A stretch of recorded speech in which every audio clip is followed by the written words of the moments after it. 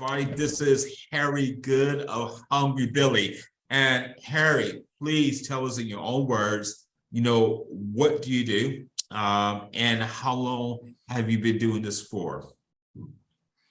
So I work for a company called Hungry Billy, as you say, which is a software co-development company, which essentially means we provide software development to either other businesses, other individuals, anyone that kind of represents themselves as a client that we can work for and provide them with what they need.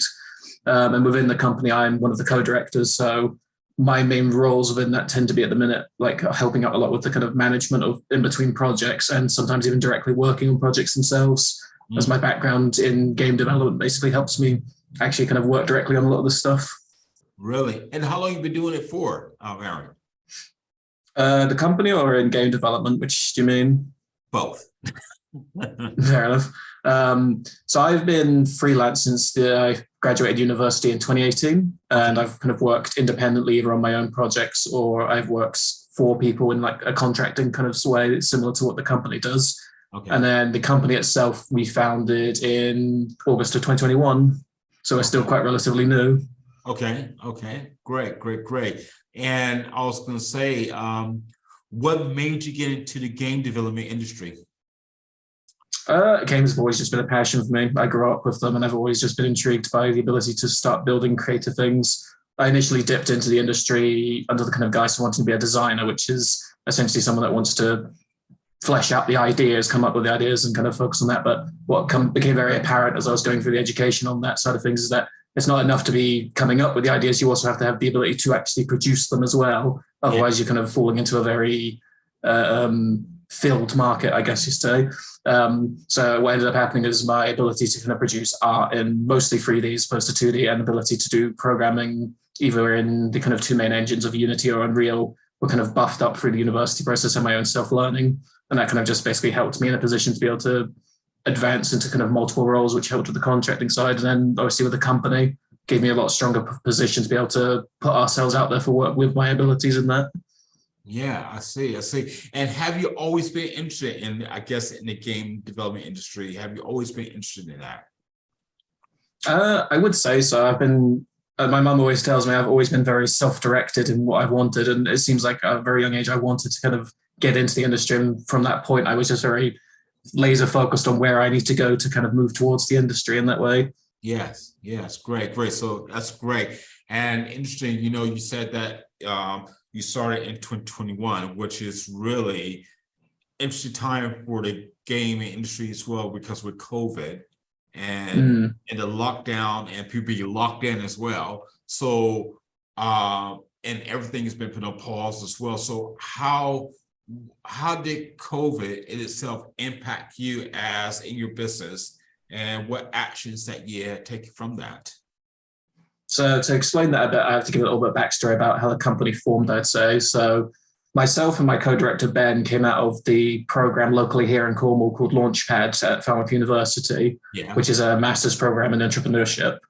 And that we went through that program from the cohort that started in 2020 to 2021. No, sorry, it's 2021 to 2021, because I always get it mixed up because it starts in the fall winter period and then ends in like the summer period. So I always get it mixed up in my head exactly what the years. But we graduated in 2021, and that's when we formed the company. But that was all during the COVID period. So we ended up basically having a lot of our learning process and a lot of our kind of like building up of the company in the early stages all going through COVID. So we had to experience all of the ups and downs of lockdown taking place and everything like that. And that obviously shaped a lot of our thinking about how we wanted to kind of operate the company and how we wanted to try and kind of model that as we would move forward into a semi-post-COVID world, I would say. So what we ended up doing with a lot of that is a lot of decision-making around, okay, if we're going to have a situation potentially ongoing of people not being able to kind of really work closely together in a single location, how are we going to manage that? How are we going to really operate around that? So we tried to very early on think about ways that we could model the company in such a way that it could work with people being as disparately positioned or located anywhere as need be, and trying to work out how best to maintain communication levels, how to make sure that work is being done appropriately and all falls correctly under like a secure contract. Wow. That's a lot there. Yeah. On there. Wow. And and saying that's a lot. I mean, I guess in this particular journey over this last year, I mean, what have you found out about yourself personally as a business leader? About myself as a business leader, I definitely would say that I wasn't expecting how well I am at actually like managing people, because obviously initially when I started off with a lot of work, I was very much on the kind of front line side of actually doing the dev and actually kind of involved in that. I never really touched too much on the actual kind of management of like macro and micro managing people to kind of handle different pieces of work across multiple projects, which I ended up having to step into just for the nature of how the business needs to be run. And I found that I've done quite well, I would say, so far with that. And I was a bit surprised with it, to say the least. Oh, wow. And what would you say is I guess your biggest learning so far as a business owner? I think a lot of it has always become down to patience, the need to obviously be willing to kind of let things take their time and have as many kind of like backups, risk managed kind of alternatives and things like that in mind to try and work around. Okay. And is that something that you're still learning at the moment, or is that something that's yeah, I would say it's kind of like one of those things that's always ongoing. It's something that always needs kind of more updating, more improvement, just as things tend to change. Because I mean, I imagine the biggest change of that recently was with COVID, where people didn't really have much risk really in place for dealing with that. So having to constantly keep that kind of adaptive to changes is necessary, I would say. Yeah, that's so true. And what would you say is, I guess, what's been your biggest challenge there for you as a business leader? Biggest challenge, I definitely will say getting ourselves out there has always been a bit of a struggle, just because obviously we're a startup initially. We still technically are, I would say, in my mind, because we're still very early on. Yeah. But just being able to kind of confidently put yourself out there to usually much larger companies than yourself and try to kind of be confident in what you say and what you do to them, so that they can actually understand that you are worth working with, especially within the context of what we do, because we're B2B, we work primarily with other businesses. Okay. So we have to obviously show the confidence that we are worthwhile for them. Yeah. And that being said, what is for you? I mean, I'm just hearing, the passion, in your voice and what you do. What's been really inspiring you today? What's been your inspiration? What's inspiring you? So I didn't touch on it much when I was talking about the background of the company, but one of the things that came up a lot when myself and my co-director Ben were forming the company, a lot of conversations that we had initially, because we initially thought about having the companies like a pure game development company as opposed to the kind of software work we do now. One of a lot of the issues that we would run into when we were speaking to publishers, so people that would help bring a game to the market more easily, was usually the discussion around how much experience you've had actually working in the kind of the actual industry as opposed to, let's say, like freelance work or things that you do by yourself. Mm-hmm. And one of the troubles that comes with that tends to come from the fact that a lot of people that either are in positions like me that have like a kind of job role that's quite hard to easily get a suitable job for, or people that are still just going through university and as soon as they graduate want to kind of fit in more to the industry wherever their role is, they will struggle with that because the industry usually demands in-industry experience. It's that kind of a catch-22 of, in order to get this entry-level job, you need 10 years experience or something like that. Yeah. So one of the things that drove myself and Ben a bit with the idea for the company is there's no other people in Cornwall really doing what we were doing at the time. There's a couple more that have propped up now, but at the time there wasn't really anyone.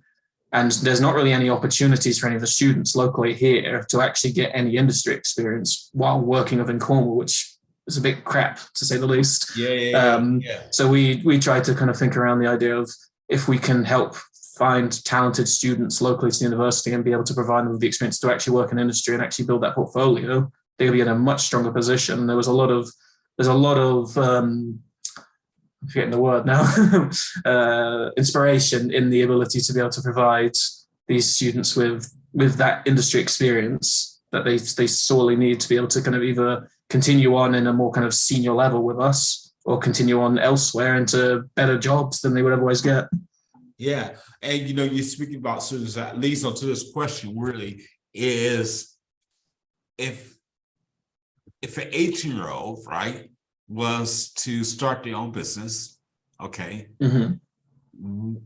and know the experience you got so far, what advice would you give to them if they was to start their own business? What would you say to them? What would be? Obviously, what I said before about patience is very critical. Patience is a virtue in everything, especially business.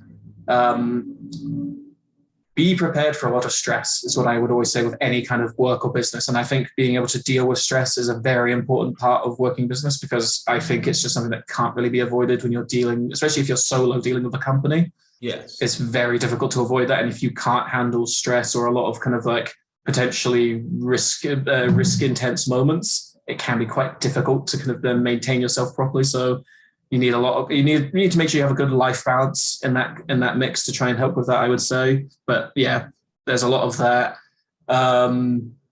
Be prepared for things in a similar vein to the patient's point. Be prepared for things to just not work out.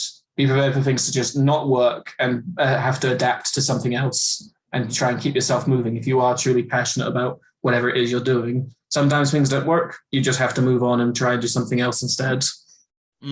That's some really good advice. And let me ask you this there. Let's say if you were to start things all over again, what would you do differently? It's quite a hard one to say, because I always feel like every kind of step towards where I am now required both successes and mistakes. So it's quite hard to say fully where I would be, whether I would be better or worse starting with the knowledge I have necessarily. But or starting with this without having gone through those experiences. I mean, it's hard to say. I'm trying to think about that for a second. It probably would just be reinforcements of the same things, really, just reinforcing to myself. You're going to be dealing with a lot of stress. You're going to be dealing with a lot of waiting. There's going to be things that might go right and might go wrong, but you have to always be adaptive to what should be done to kind of be best serving to the business. Yes, that's great. That's a really good piece of advice there, and I just want to say again, Harry, thank you so much for today.